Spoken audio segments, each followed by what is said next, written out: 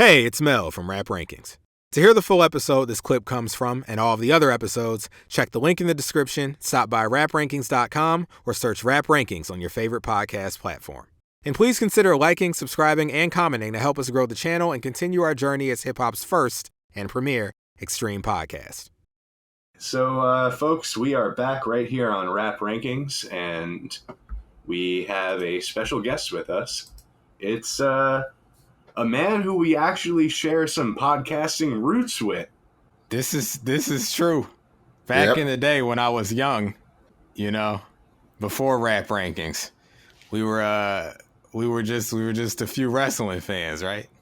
Yep. Yeah, just a few good men talking about the sport of kings on a little show called Pencil Neck Geeks back in 2016. And that's not available online right now, right? I don't know. I really don't. Oh no. I can't remember if we have any more episodes. I haven't looked back that far into like my archives of like any podcasts I joined and saw that. Nah, bro. You know what happened? Part of. Trump got elected, and we're like, let's take this week off from recording. Tensions seem really high out here. And we never record again. we haven't recorded since. I was like, damn, we're going to have another episode of Pencil Neck Geeks. It's been a minute. It's just like we did. Yeah, Donald Trump killed Pencil Neck Geeks. That's an exclusive, but yes, please. He killed the podcast. Let's give a big. True. It's true. Damn true. It's true. Okay. Oh my goodness, man. Please, folks. Without further ado, it's our good friend Chris Mack. Chris, welcome to the show. Hey, thanks for having me, guys. I really appreciate stepping back into the pod game and rekindling, my fire again with you guys and, reuniting of sorts, this time just talking about, music as opposed to just talking about pro wrestling, they're two of my loves, my favorite pastimes. And I'm glad that I'm able to at least share some knowledge or, at least my thoughts and bring some contribution to the show. So thank you. Well, thank you for joining us. And today we are going to be taking a look at Lil Ghetto Boy, produced by Daz Dillinger and Dr. Dre, and featuring Daz Dillinger and Snoop Dogg. That's right. Now, what track number is this, Mel? This is track, what's this? It's track 7. 7. Yeah, track 7. Yeah, it's track number 7. Track 7 on Dr. Dre's The Chronic. Yep. Now, before we get into our discussion of the song, and before Chris tells us a little more about his feelings on the album as a whole, Mel, we got to do the requisite explanation of the rating system. I'm telling you, man, but we should do this off air before. You know what? Actually, no. Maybe we should do it on air because if people are only tuning in to hear the guests, which is reasonable, they might not be familiar with the rating system, and it's good for them to hear it before we launch. So no, never mind. I was wrong. My bad, as R-Truth would say. So here's the rating system. It's pretty simple. It's a 1 to 10 scale. Each number means something. So a 10 means this is a perfect song. One of your favorite songs of all time. A 9 means you love it. 8 means you like it a lot. 7 means you like it. 6 means it's aight. You don't dislike it, but you can't say that you like it. 5 means you feel practically nothing about it. 4 means it's not the worst thing you've ever heard, but you dislike it. 3 means you dislike it. 2 means you hate it. And 1 means you absolutely can't stand it. One of the worst things you've ever heard. And that's it. So, is that cool? We cool? Yeah, sounds like that works for me. Okay, cool. So with that being said, you think you have an idea of what you would rate Lil Ghetto Boy? Well, considering that is my favorite song of the entire Chronic album, I would suggest I would give it a 10. I just love the beat. I just love the beat, man. It's so tremendous. Like, adding, like those strings that's set up, and then, the whole intro when they're focusing on like protecting, the little kid or wanting, and then Snoop's verses throughout. Like that still is like a couple of my favorite verses from Snoop Dogg altogether. It's just a perfect encapsulating song. That with filled within all considering that it's a gangster rap album. West Coast G Funk, and there's a whole lot of throughout the album. It's just a lot of focus on like misogynistic themes and a lot of hedonism and shit like that. This one in particular, like it hits a time that is kind of relevant to even to this day because it focused more of sort of social commentary in a way of how you have these two that were products of their environment. And, they just tell the story of like, just trying to get through a day, in Los Angeles. And the kids themselves are being products of that environment. And they are, subjected to grow up pretty fast to the point that, they're having guns when they're like, 10 or 12 years old.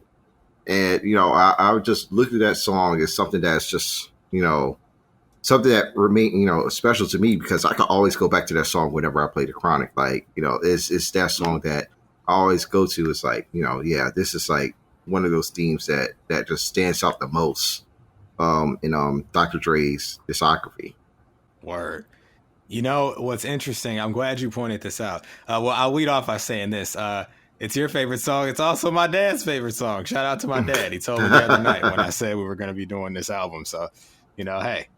You and my dad should form a tag team. But here's the thing about Lil Ghetto Boy. This was my first time in my life. Now I'm 27. It's my first time ever hearing the Chronic. Just like a week ago. So, when I first listened to this, yeah, I know it's crazy. When my first listen to this, you point out that this is like one of the probably the only song on the album that delves into the social commentary side of rap. Mm-hmm. And I find it interesting that my whole life I was acquainted with like the singles. You got like F with Dre Day, you got Nothing But a G Thing, Let Me Ride, even D's Nuts I'd heard about before this song. I didn't know this song existed, and I think that says something. It's I'm like the way that the Chronic had been discussed my whole life and the way I was familiar with it, the way I'd become, sort of acquainted with it. I didn't think a song like this existed on this album, so when it came on and I'm listening, I'm like, yo, this is way out of left field. I didn't know this was the kind of song that would be on here. I thought it was all, like you said, sort of hedonistic, misogynistic, aggressive, just like I thought that was going to be the gist of it. And then we have this song that, of course, discusses these things. You spoke about, before I get into the song itself. So I give it a 7+, which is basically a strong 7. I like it. I can see this one day going up to an 8. It's at a 7+ right now for me because of a few things that I'll get into. One, I too adore the beat. But in listening to the song, I went and listened to the sample, and I'm like, okay, I really like this sample. I probably like the sample more than the song. Not that they didn't flip it well. It's just I realize a lot of what makes this song works is the sample. And I went and listened to the original Donny Hathaway song, called Lil Ghetto Boy, and I was like, oh, this is great. That song's probably like an 8 for me. So, there's that. Plus, like, they aren't really saying anything new, which isn't an issue, but that's like one of the things that just keeps it at a strong 7 for me, rather than, it's nothing really groundbreaking being said, but it is being said. And I appreciate that. So of course it starts out with, I looked it up. We got this like sound bite. Well, at the very beginning, we got this like firecracker noise. Believe it or not, I guess Dr. Dre had sampled Firecrackers Lit with Match by Sound Ideas from the Series 1000 sound effects library. I was today years old when I thought that for years, because here's the thing, DJ Burn One has used that as like part of his tag. I always saw it was like a sample that's kind of. I always thought it was like a flare. I never thought it was a firecracker. I thought it was a line of cocaine being snorted. I thought it was a flare. I thought it was a flare being struck.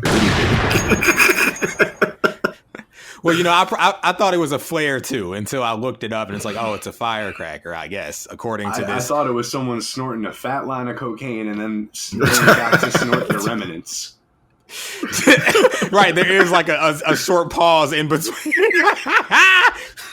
Wow, you know what? This is yet again proof. And you ain't black. So yeah. Oh, speaking of which, I'm glad that we have Chris here because I would have vetoed having no, like it's appropriate to have another black voice here for this song specifically. I would hate to bring in white dude to talk about Lil Ghetto Boy. You know, we don't need any more of that. I mean, and while we're on the subject, we briefly addressed it earlier, but I just want to say, if you're white, you don't need to have a take on the J. Cole No Name situation, guys. Yeah. All right, let's continue. Yeah. Oh God. Yeah. Please. Enough of that. That was so much. Yeah. You know. But so it starts with this firecracker noise from this like 1979 sound library, and then it goes into what I discovered was an extended sound bite from a film that I guess is in the Library of Congress. It's Birth of a Nation 4/29/92. Yes. Just quickly, I'll say that the quick synopsis or the summary or whatever it is said after criminal charges were dropped against 4 Los Angeles police officers accused in the brutal beating of Rodney King, Los Angeles erupted. This video offers a rare view of the rebellion that began within minutes of the verdict. It is a view from the street, shot at the epicenter of the rebellion, where residents express their outrage, businesses burn, and neighbors are depicted as criminals on the nightly news. Gangs call a citywide truce while local rappers become prophets. While the handheld immediacy of combat coverage, the video follows events over several days, shows conditions leading up to the verdict, the rebellion, and ultimately the arrest of black youth accused of rioting and violence as the chief of police and news cameras look on. Talk about what does that sound like? Sounds like last week, you know? Yeah. Like, you know, and I find that to, of course, be very appropriate. Because it's depressing, honestly, that we're still dealing with such things. But this is like 92, and here we are in 2020, and we're like coming off of riots and everything else, more civil unrest because of injustice. And what stood out to me in this like synopsis was them saying like local rappers become prophets, you know. And then we have a song like this where it's the lone. It's the outlier on the album that kind of like, I think of this as like one of those examples. You know, The Chronic came out after the LA riots, right? Yeah, it came out about 4 or 5 months after the LA riots. Right. So, you know, them even putting this soundbite on here, it was obviously still very fresh in their minds. And, you know, in the soundbite, I find the soundbite to be funny because it's just this guy talking. He's like, we need to open our own businesses, quit buying Jerry curls and perms. And I'm like, okay, this is like half respectability politics, half sound advice, you know, but it's like, it's just the voice of the street. You know, it's not meant to be appropriate or correct. It's just how this person was feeling at the time. So they have that soundbite, and then in comes this. I'm glad you mentioned this, Chris. In comes this beat. This by all means a beautiful beat, sampling this Donny Hathaway song. I'm immediately like, what a beat, and I'm like, yo, this is a lot of detail in this beat. A lot of detail. It has a lot of dynamic range to it. There's a lot of layers to it. Yeah, and that's what I wrote in my notes. I was struck by how layered it was, because they would have you believe like hip hop prior to like a certain year was pretty like rudimentary. And this honestly sounds like it could have came out like last decade. Like, you know, all the like, of course you have this sample come in. Snoop starts rapping, and then shortly after, I wrote in my notes, I said, holy crap at this fluttering anxiety noise. This is 1992, because it sounded like a very modern. It's like, which is, I guess, the sample is this Rodney Franklin song, "Endless Flight." I looked it up, and I was like, "That's great! Like, genius for him to incorporate that." Back then, you know, this is 1992. You got to keep in mind production before they really started to clamp down on the sampling. Beats used to have like 4 or 5 different samples, right? Yeah. Right. It wasn't just like, he took the Donny Hathaway song and looped it up. There's multiple songs added in here. It's DJing and musical arrangement. Yeah, there will be some songs like not even from Dre, but Ice Cube's time, you know, working with the Bomb Squad for Death Certificate and, you know, America's Most Wanted. It'll sample about 6 or 7 different songs in one beat. You know, it was actually very tremendous how, you know, they were able to get all that done. But that was also a time where, clearances weren't, that strict. And, a lot of artists weren't getting, that extra credit. So therefore they didn't have to pay royalties. So a lot of those songs that were done. There wasn't as much money in it because at the time, hip hop artists weren't selling what they're selling now. So, these artists who they were sampling weren't necessarily looking at these guys with dollar signs in their eyes just yet. Mm-hmm. Right. Now, the laws had already changed, but the climate was different at the time for producers. And, the beat is magnificent, I have to say. Yeah. So, I hear this, what I refer to as a fluttering anxiety noise. And I'm like, this is great. Like, incorporating this was genius. So the beat just continues to develop. Now Snoop's rapping. Snoop, of course, is slick as always. One of the best rappers at just sounding like a rapper. I mean, he's a pocket god. He's a flow god. He's just your quintessential rapper. He sounds good on a beat. So he's doing that again. He mentions very early on, he's like in a 2-man cell with Lil Half Dead. And I was like, oh, I know him. We almost reviewed him in season 0. But that's really all I know about him, because I remember when Moulz was like, yo, let's do Lil Half Dead. I was like, who is that? Because it sounds like a new rapper name. But apparently this guy's Will, So it's like, so I'm like, oh, I know this guy. So, Snoop's rapping and he's talking about, of course, the plight of a young black person. He's 18. And what struck me is in the verse, he says, life of a G, I guess. And that, I guess, I think lends itself to like, there's that reluctance. There's a questioning tone there. It's like, does it have to be this way? It's like, I guess, like, is there an alternative? Like, it's sort of like, it sounds like you don't really want to do it, which makes sense. As a young person, it's like, this is what you've been exposed to. This is sort of what you have to adopt in order to survive this environment. But of course, you're looking around like, man, like, can't there be another way? Maybe I'm being a rap genius about it right now, but just like that, I guess at the end of Life of a G really, really struck me. Of course, he's speaking like, they don't do fist fights anymore. You got to be strapped. The flute's going crazy at this point. This is flute rap 15 years before Mask Off. No, I'm sorry, 25 years before Mask Off. Right. Or Portland. But yeah, let me not get started on Drake. But yeah, so the flute's going crazy. It's great. This very ornate beat. I'm loving it. I'm like, yo, Dr. Dre had to sound like a wizard for doing this back in '92. Well, keep in mind, Daz is also producing on here. Let's give him his due as well. Right. Yeah. Now he's also singing on the hook, right? He's doing the patois. Right, I wrote like the sort of like the reggae honestly, flair, and I like Daz. I'm a Dog Pound fan. I could do without the patois on here. It's the one thing I think is like not necessary. I give the song an 8-, by the way. Okay, yeah. I do really like the song, but it would be a flat 8 without the patois. I don't really mind the patois, but I do think it isn't necessary. I had no problem with the patois at all.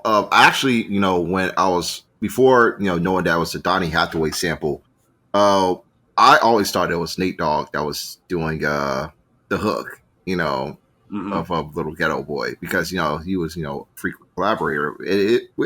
I wouldn't be surprised that he would have done the hook, if they were doing live shows together at that time. Now, there's a song earlier on the track list though with I can't personally say the title, but it has heavy kind of patois on it and like a lot of reggae vibes almost, and I actually like that song, but I just think the mix with the Donny Hathaway sample doesn't work for me. Like and it's so minor. I mean, it's what is it, like 2 bars, 4 bars at most? Yeah, and then the Donny Hathaway sample takes over. Yeah, and I like the Donny Hathaway sample. I mean, listen, man, I think the song's biggest strength is that Dre gave Snoop 2 verses, and he let him open and he let him end it. Yeah. In a way, like, it's a Dre record, but it really feels like more of Snoop's song to me. Yeah. Well, yeah, he does. He sort of bookends the thing. And speaking of Dre, of course, who has verse 2, he sort of represents... Mel, I'm sorry, but we forgot to mention, in Snoop's first verse, it's the line that's sampled on The Evils. Oh. by Jay-Z. Dear Lord, I wonder, can you save me? Save me. Right. I didn't even realize that. Yeah. Look at you, Yeah. Yeah, there's one song that that you didn't hear until like the first time ever. Like it had so many samples off of Snoop's and Drake's verses. Yep. Yeah, as we do these older albums, like of course the same thing happened with Eric B and Rakim. I'm like, yo, y'all rappers been lifting this stuff forever. Like I'm on to you now. Like I done found out. As Meek would say, we found out. But Dre comes in, and of course Snoop mentions as he's 18 in his verse, and Dre comes in, he's like, I'm 27. He's like an older G, and I hear 27. I'm like, oh, okay, this me. I'm 27. So then he starts rapping, and he echoes a lot of what Snoop is saying. They used to thump, now they bang. It's like they out here with guns now. And I'm like, yo, the young bucks are wild. It kind of reminds me of the same story from like the Lupe song. What is it? I think The Cool, where like the guy, digs himself out of the grave and like runs up on some people younger than him. And, they don't treat him with any sort of, respect or rank. Like he's just another guy to them, and Dre ends up in his verse, of course, being like basically taken out by some younger kids thinking he could punk them, like not expecting them to have a gun. And, like this cycle of violence and how they're groomed, it comes full circle in a way. What I find interesting, though, is through their verses, they just like it's already planting us in like the sort of mentality of this is what it is. The time for going the opposite way seemingly has passed. They're already like set in their ways. But I find that interesting juxtaposed with the Donny Hathaway sample that's almost sort of chastising them. It's like, what are you going to do when you get older? And it's almost like I'm listening to the song and I'm like, well,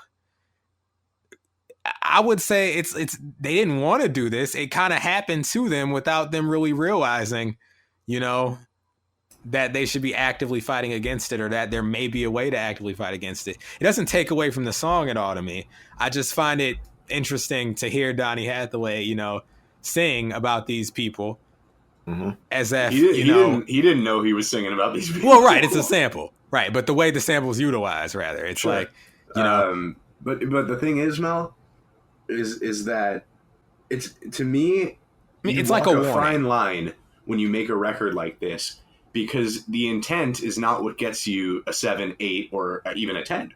The intent is fine. If someone wants to make a song about, serious subject matter, I always say, the intent is great, but the song has to deliver as well. You can't. It's got to be good music. Yeah, you can't just succeed on the strength of your message. And there are sometimes, we haven't covered this album yet, but like on Nas, it was written. I feel like what's it called? I Gave You Power is like a little heavy-handed in the writing sometimes, and like how he chose to tell his story. Okay. I don't get like a sense of preachiness from this song, even though it certainly it's not artist. No, it's not much preaching. But I'm just saying, in another artist's hands, this could have easily been something that's like, okay, this is like kind of maudlin and preachy or whatever, but like, the message is felt, but like the music isn't. And to me, the song succeeds because it's great musically. Yeah. Yeah. All the intent in the world can't make a great song, but a great song can make a great song with all the intent in the world.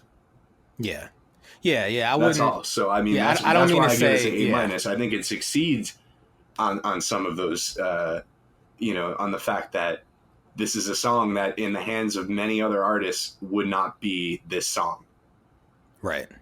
Mm-hmm. Yeah, no, it's not preachy. I think it's sort of like, especially with the music, it's almost like a gentle warning. It's, just kind of like, keep in mind, you may be on a path of destruction, but I just find it interesting because, listening to these tales and these verses, it's clear to me that this wasn't a choice for them.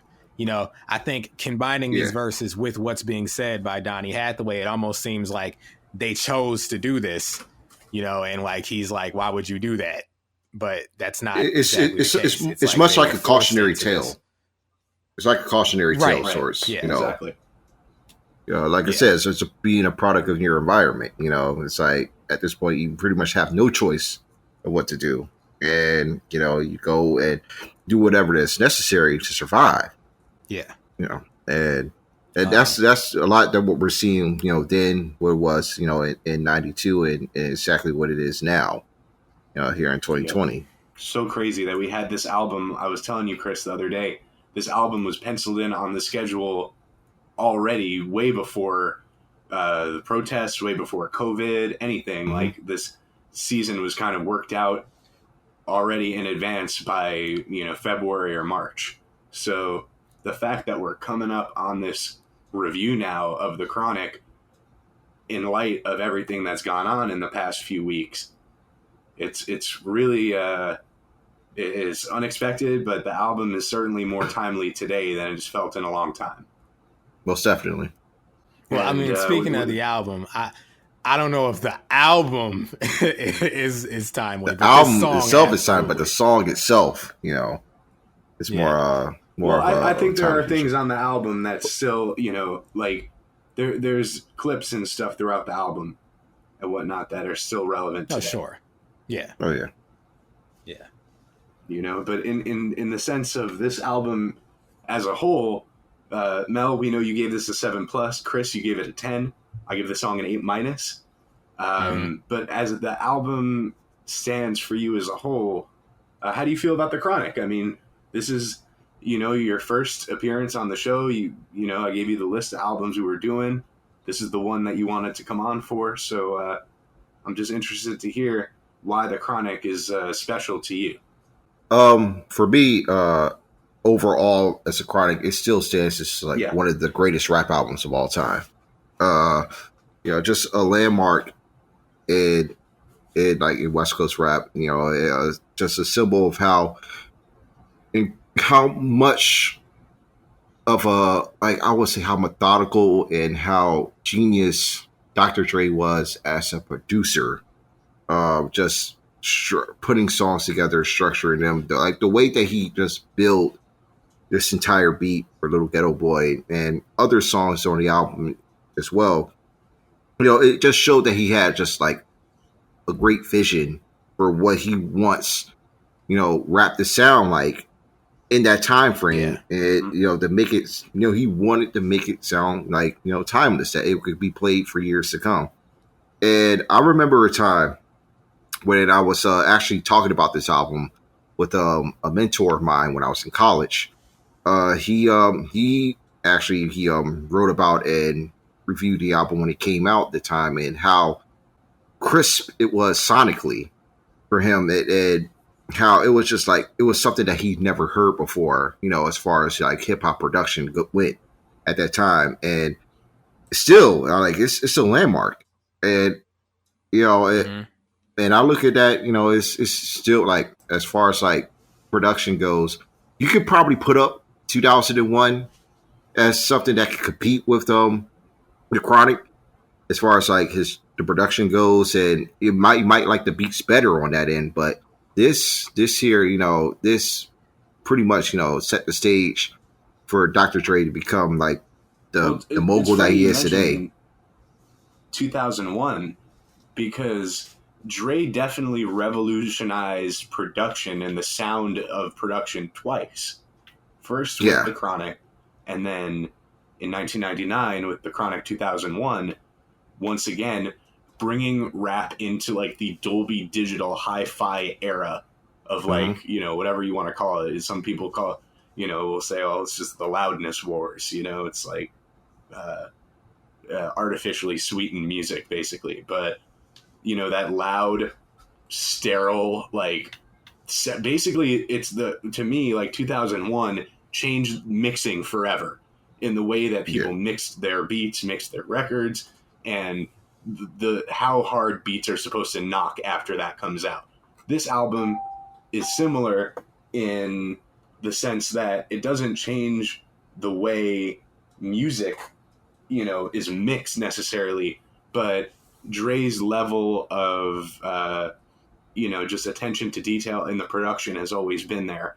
And he elevated production even, you know, because as you said, Chris, he's almost remaking rap in his image. It's kind of funny. Rap it's kind of so dominated by like East Coast sounding beats. Yeah. That this is really like a total 180, even from, you know, if you listen to NWA and then you go and listen to The Chronic, there's definitely like he smoothed it out a lot. Mm-hmm. For sure, he and of did. course, like, we have the samples on here. Like, you know, as you were saying, Chris, you wanted to go listen to some of the records that Dre used for this album. Like, yes, I've listened to a lot of P-Funk. Starting out, like, it was like even before the idea came to my head of wanting to review these albums as well. Like, I was just sitting down, just listening to a lot of Funkadelic and Parliament records and Mothership Connection. Like, that was what it was the album that he used the majority of their, you know, songs on, especially for Let Me Ride. And, you know, he pretty much, like, Dre was critical in ushering G-Funk into, you know, the rap lexicon, with his, you know, just sampling psychedelic funk records and just making it sound new, just making it sound fresh, and just giving rap, you know, just a sound that, you know, that could, you know, that people can party to. Like, he made elite party music, you know, with the sounds that he used, and he kept George Clinton's name alive. You know, like for sure, like George Clinton, like, he's a legend, he's an icon, and a lot of that is attributed to, you know, Dr. Dre's use of you know, his sounds in the early '90s and West Coast rap in general. Discount at this time. Keep in mind, DJ Quick, Way Too Funky comes out sure, yeah, 2 or 3 months before The Chronic. So I'll give Quick his credit too in terms of revolutionizing gangster rap and G-Funk and the sound of music in general coming out of the West Coast. So yeah, I was definitely talking really like West Coast in general, bro. So yeah, like, Quick and Dre. Like Quick and Dre, man, they are the biggest foundational elements for what West Coast rap would become over the next 28 years. It's marvelous. And I still try to revisit stuff, you know, and I still learn new things just listening back to like Quick and Dre records now. And just listening to those samples and revisiting even those artists beforehand, the records that they used, and listen to the music then, I'm like, wow, you know, like, this definitely, you know, was the sound of like a generation. And I don't know if we're going to get something like that again. You know, rap is constantly evolving. Music itself is, you know, is growing, but it's just special, you know, how they were able to use, you know, like an incredible time in the 70s and making it new once again, you know, with their records in the early 90s.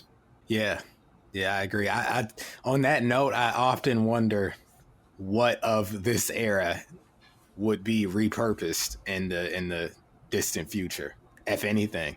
Like, I don't know what they would attempt to flip, because I feel like a lot of so much modern music has settled into, you know, repurposing older things, and like not even in like the novel way that like Dr. Dre was doing it back then. I feel like we've like, for example, we've completely pilfered the 90s, you know? So like, I feel like anybody sampling something from like 2017 is pretty much just going to be sampling the 90s, whether they realize it or not, you know? I mean, they're already running through like 2000s R&B and a lot of like Miami bass records or Miami records in general, and Too Short records now in the 2000s. Like, you know, just go and play a Sweetie song and you will hear like something from P. Pablo. I mean, I just heard that she sampled something else. Like, she just did Blow the Whistle. Yeah, Too Short. Like, for real? Like that's her whole, yes, that's her whole, you know, that's going to be her whole aura about her. Like, she's going to drop a single.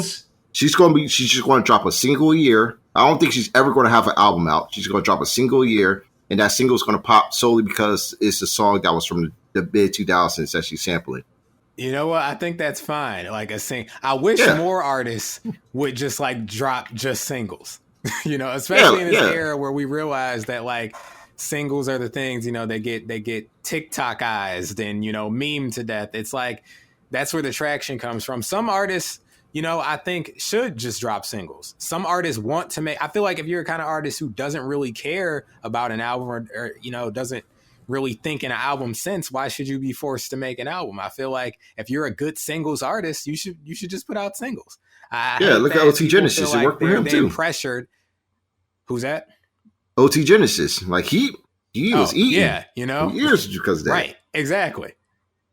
Like, it's, but I feel like, does Red Cafe have an album yet? I don't think he will. I'm not too sure about that. I still got the promos. I'm waiting. Him and Family. I need an album from both of them. Yeah, but no, to your point, what's interesting is that, like, I would say, like, 3 6 Mafia and Bone Thugs were the two biggest, most influential, like, 90s rappers of the last decade. And they were definitely not the biggest rappers of the 90s. So it will be interesting to see, in 20 years, what are the rappers of 20 years from now going to be sampling? Like, instead of, will they be pulling their influence from, like, I don't know, like Denzel Curry instead of Drake? Who knows? I can't tell what the world be on these days. I try to keep tabs, but it just, you never know. It's going to be a lot of. It's going to be a lot of Playboy Cardi, more than likely. Okay. It's funny you mention that, because I thought, like, the way people talk about Cardi now is like as, like a trailblazer, like a pioneer. It's like, are people going to talk about Cardi the way, like, they talked about the way we're talking about Dre?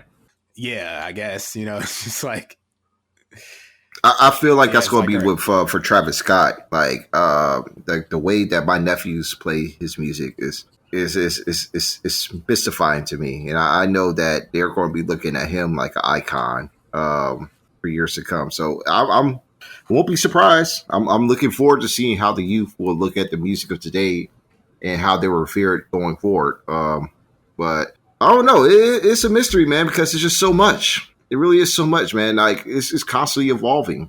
And now, like, we got Griselda and Freddie Gibbs, like, at the top of the heap when it comes to rap now. And it's like, everything is like revolved. Even though it's evolving, like, it still kind of moves in a circle too. Like, things go back and history repeats itself from time to time. Yeah, and there comes a point, and I'm in my 30s now, where it starts to feel like a rerun of show I used to watch when I was younger. So it's harder and harder to find, like, unique and original voices out there. But it's kind of like, Chris, think of it like this. They gave Kevin Owens the Stone Cold Stunner. Yeah. So he's supposed to be the new Stone Cold. And they gave Seth Rollins the pedigree. Yeah, they gave, because he's the new Triple H. Yeah. But at the end of the day, I lived through Triple H already. I lived through Stone Cold. So to go through it again, it's not that I don't like those guys, but I recognize that, like, the next wave of people are being marketed to, basically. And I'm, in that sense, like, they don't want my money anymore. Yeah, they're going after the new me. Yeah, AEW's given us TNA 2005. So, I mean, I lived through it already myself. And yet, here we are. Talk to him. Talk to him. That's called motherfucking bars, nigga. You know nothing about that. Could we get Kevin Gates before we go? Oh, we got. Listen, this has been a fruitful conversation. We got to celebrate. Yeah. I love it. But this is great having you here. I'm glad that we were able to get you on here for this song. And you're more than welcome to come back. Thanks, guys, man. Whenever you want, really. It's an open door here. But before we go, we just want to know, you got anything you want to plug? You got any shout outs? The floor is yours. Not much. I would say just thank you guys for having me here. I'm just glad I'll be able to just wind down, because the time that we're in right now, it's good to just, have some time to just talk about rap and take my mind off of things and be able to, relax and, have some fun. So this is cool. For those that are unfamiliar with me, you can follow me on Twitter, which is Rappers Are Actors. rappers, capital R actors. I do write, but I'm currently on a hiatus at this moment. So, at this time, I'm just potting, just to be able to get my thoughts out, and I'll see what goes from there. But yeah, there's not much at this moment, man. But shout out to I would say shout out to Apollo Crews. Oh yeah, the new United States champion. Yeah, the U.S. champ. He's holding it down. Holding his country down right now. I'll also say shout out to Yuji Nagata, man. Him and Minoru Suzuki. Still putting out bangers at their old age. So that's all good, man. So it's all I'm just happy with that, man. And I would say shout out to Kyrie Irving too, man. For trying to hold it down, bro. So shout out to Kyrie, man. I got one last question for you. Yes, sir. Did Randy Orton and Edge have the greatest wrestling match of all time? Not all time, but they damn sure had probably the best match this year. Nice. My God. Yeah. See, I have to watch it still. Watch it still, but listen, if you just have 45 minutes of your time free, and you will have it'll be a treat, man. Yeah, okay, I'm gonna check it out. The evolution of Randy Orton continues, folks. Yes, he's having an MVP year, man. He really is. I think he's one of my favorite wrestlers of this year. Like he's even getting off his bullshit a little bit, which is nice to see. He's 40 now, but he's growing up. He's 40, but he's finally there, man. Well, listen, Jay-Z was 44.4, and he grew up, so it's hope for us all. Yeah. Hey, and to y'all out there, J. Cole, he may be 35, but he's growing up still too. He doesn't know what he doesn't know what he did wrong. Okay, he's got 9 years to figure it out. Yeah, 4-4, man. Man, just sit, man. You always learning, man. Learning never stops, bro. That's I got to take that in that perspective. But still, at 35 years old, you got a degree from St. John's, man. You should know better, my nigga. That was gonna be my next point. Don't just because you got time your whole life to learn. Don't be willfully not learning. Don't be willfully aloof because we can't do that right now. Black women are dying. At 44, all you gotta say is "I apologize," and you'll get a Grammy. We'll love you for it. But Chris, thanks again for joining us. Appreciate it, man. Thank you again, guys. Thank you, man. Yeah, and shout out to you. We'd love to have you back again right here on Rap Rankings. Hey, it's Mel from Rap Rankings. To hear the full episode this clip comes from and all of the other episodes, check the link in the description, stop by raprankings.com, or search Rap Rankings on your favorite podcast platform. And please consider liking, subscribing, and commenting to help us grow the channel and continue our journey as hip-hop's first and premier extreme podcast.